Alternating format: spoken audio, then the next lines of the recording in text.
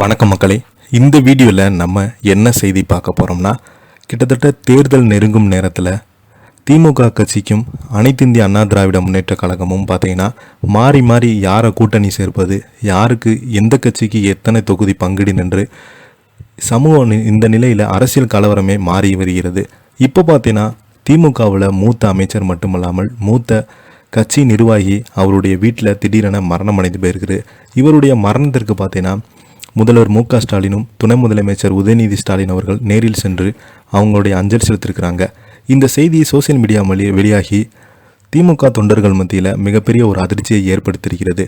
யார் அந்த பிரபலம், அவங்களுக்கு என்னாச்சு, அவங்க வீட்டில் யார் இறந்து போனாங்கன்னு இந்த வீடியோவில் விரிவாக பார்த்து தெரிஞ்சுக்கலாம். அதுக்கு முன்னாடி முதன் முறையாக நம்ம சேனலை ஃபஸ்ட் டைம் பார்க்குறீங்கன்னா சப்ஸ்கிரைப் பண்ணாதவங்கெல்லாம் சப்ஸ்கிரைப் பண்ணிக்கோங்க. பெல் பட்டன் சிம்பல் அமைக்கி நம்ம சேனலோட நோட்டிஃபிகேஷனை எனபிள் பண்ணிக்கோங்க. அப்போ தான் நாங்கள் போடுற வீடியோ எல்லாமே உங்களுக்கு உடனுக்குடனே வந்து சேரும். வாங்க என்ன தகவல்னு பார்க்கலாம்.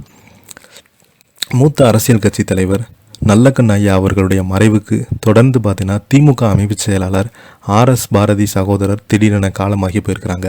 முதல்வர் ஸ்டாலின் உதயநிதி நேரில் சென்று அஞ்சலி செலுத்தியிருக்கிறாங்க. திமுகவின் மூத்த தலைவரும் அந்த கட்சியினுடைய அமைப்பு செயலாளருமான ஆர்.எஸ். பாரதி அவர்கள் சகோதரர் மறைவுக்கு தமிழக முதல்வர் மற்றும் துணை முதல்வர் ஆகியோர் நேரில் சென்று அஞ்சலி செலுத்தியிருக்கிறாங்க. திமுகவின் முக்கிய தூண்களில் ஒருவராக விளங்கும் ஆர்.எஸ். பாரதியினுடைய சகோதரர் சாய் சுந்தர் உடல்நலக்குறைவின் காரணமாக நேற்று காலமாகி போயிருக்கிறாரு.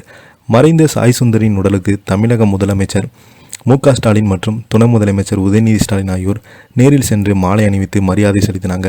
தனது குடும்ப உறுப்பினர்கள், மூத்த நிர்வாகிகள், ஆர்.எஸ். பாரதி மற்றும் அவருடைய குடும்பத்தினரை சந்தித்த முதலமைச்சர் அவர்களுக்கு தனது ஆழ்ந்த இரங்கலையும் ஆறுதலையும் பகிர்ந்து கொண்டேன் என்று அறிக்கையின் வாயிலாக முதல்வர் மு.க. ஸ்டாலின் அவர்கள் வெளியிட்டிருக்கிறார்.